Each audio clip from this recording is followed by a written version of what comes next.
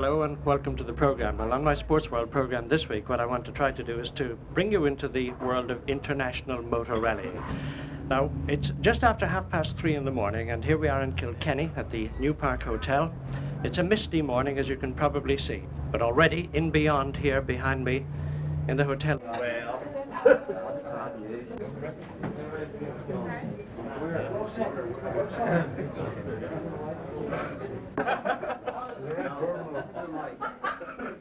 Leave them 2 wins alone, for Christ's sake.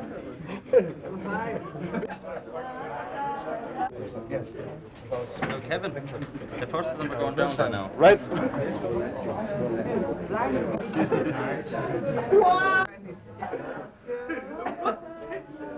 Hear from you again. Bye.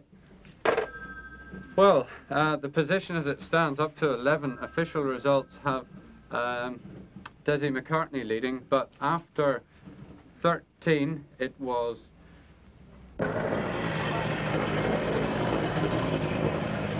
Billy, what was it like in the Sally Gap?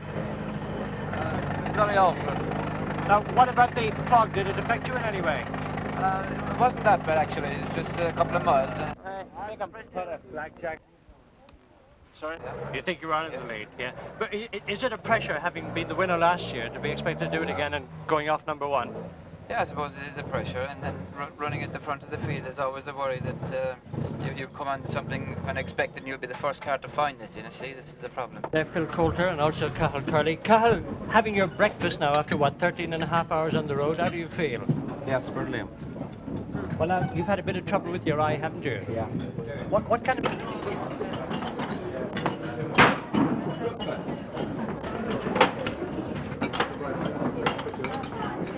To cope with it in a reasonable manner, but at the moment I don't see anyone catching Billy.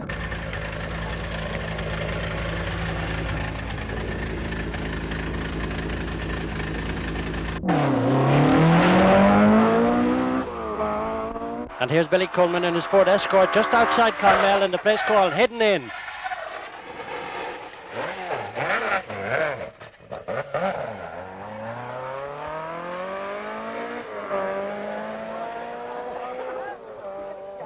Seven in the morning, and Ingo Wolfertson in a Lancia Stratus, also just outside Clonmel.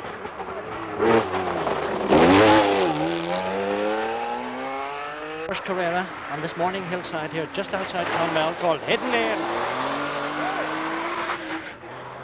With 7:32, Cathal Curley, should I say, in a Porsche Carrera.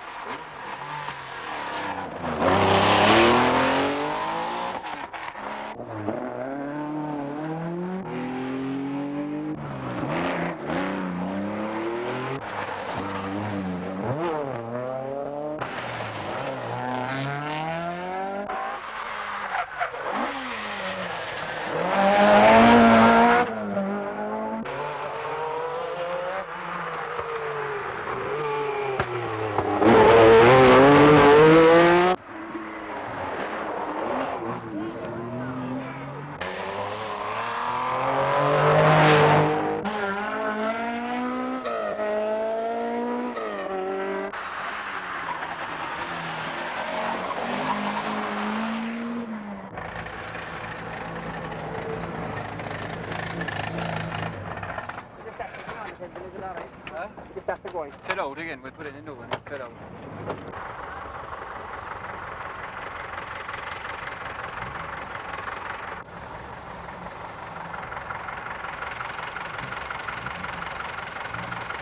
Billy is a close friend of mine. From how far back? Since he started rallying, actually, because at that time I was running some rallies for the Limerick Motor Club and he was competing in them, so I've known him quite a long time, you know. Could you say that you saw he had something then early on? Oh, I think it was...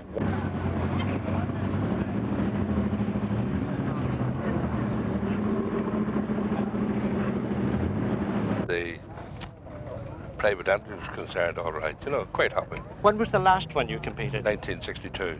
And what did you drive then? Sport. You like the sport? Yeah. Fine. Can I ask you why you come here? Billy's neighbour of mine, and I support him.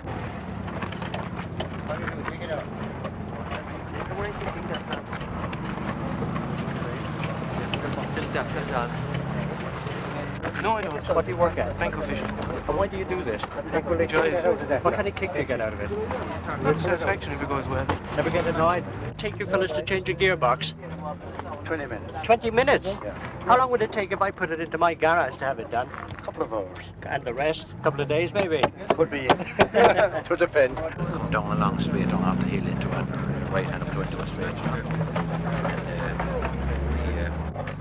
Well, it depends on how the car is running, and we make out a list if there's anything going wrong, and there's a lot of it's just routine. So there's a routine, and they just follow that. And who's actually in charge of this? Sorry? Where the service points will be, and there's just a liaison between.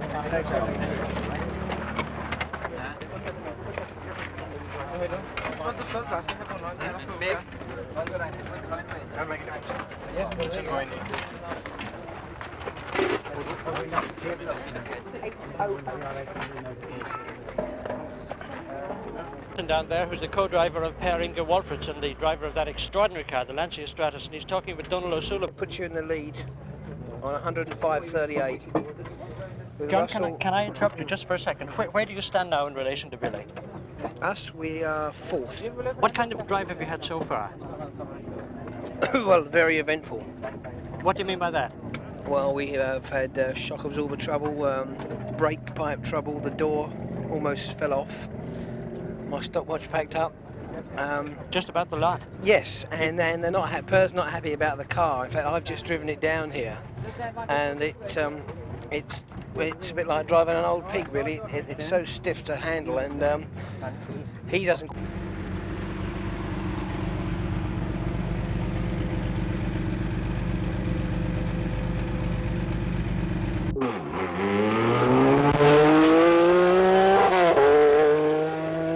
Is so precise, it's rather like driving a racing car. So you give it a little turn and suddenly the things actually dive to the right, whereas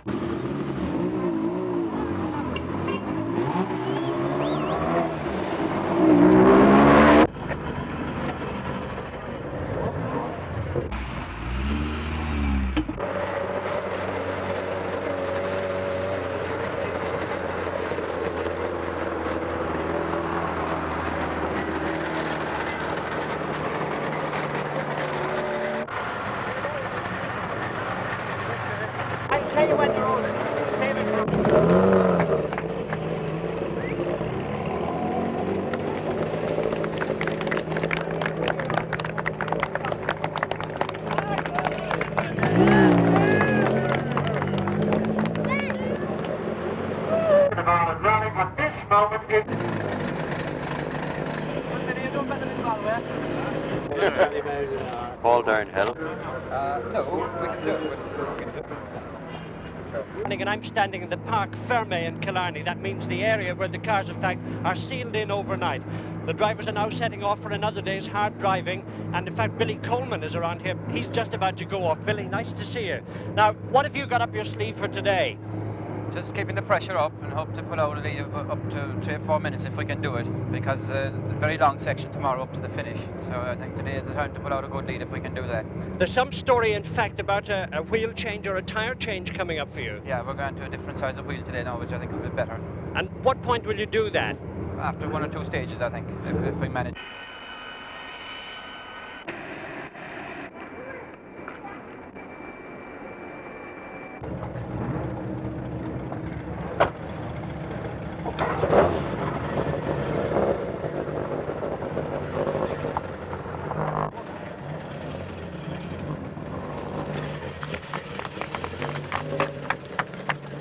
Main. And up over this hill very shortly now will come the cars in the Circuit of Ireland Rally, and they'll be bucking and leaping and heaving their way up here. I can't wait to see exactly what's going to happen. Watch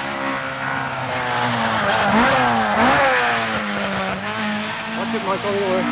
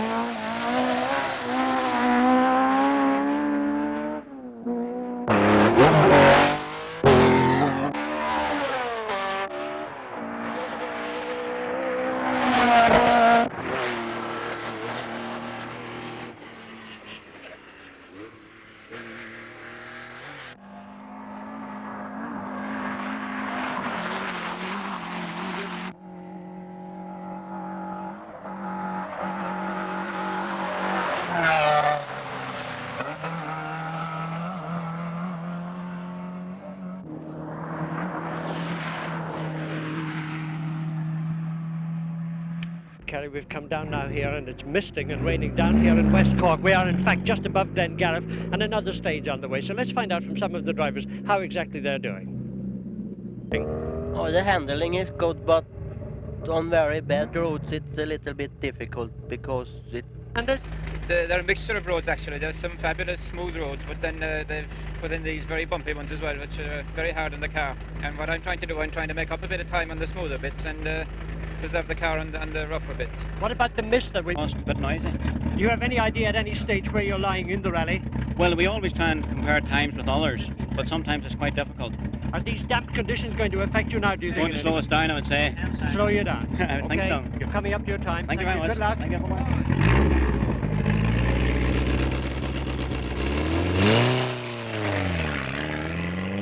Won or lost on the special event stages or the speed sections. There are 120 of them in this particular rally, and that means 120 chronometers in operation. So 100... Live. I give them a bit of warning, mark their cards before they go and count them down to the start.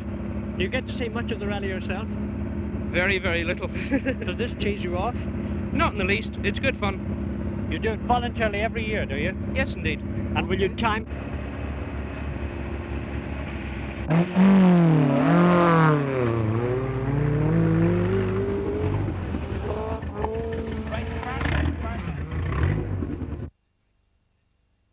And an accident is possible at any time. Do the regulations forbid you not wearing one? Oh, absolutely, yeah. If you don't have a helmet, you don't start. And that applies to your co-driver also? Yeah. What would happen if, in fact, you took off your helmet at any stage and you were seen without wearing it? Well, I think technically you can be disqualified, but I think that also you find that it gives you the secure feeling in the car, and I think you'll probably drive harder as a...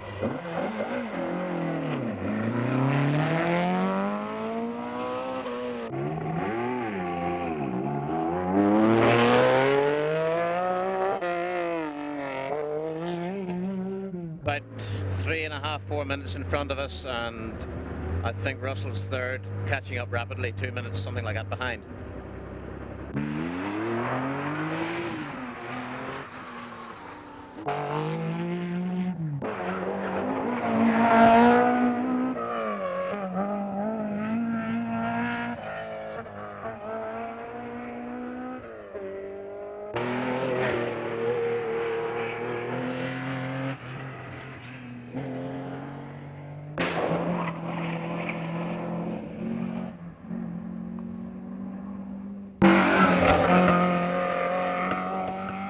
Well, now we're at the Ballochbeamer stage, and that's near Kenmare. We found the pace pretty hectic to keep up with them. What we are going to try to do, in fact, is to get into Killarney and see the drive-in and see whether Billy Coleman has, in fact, consolidated the lead that he was talking about earlier on and which he has held right...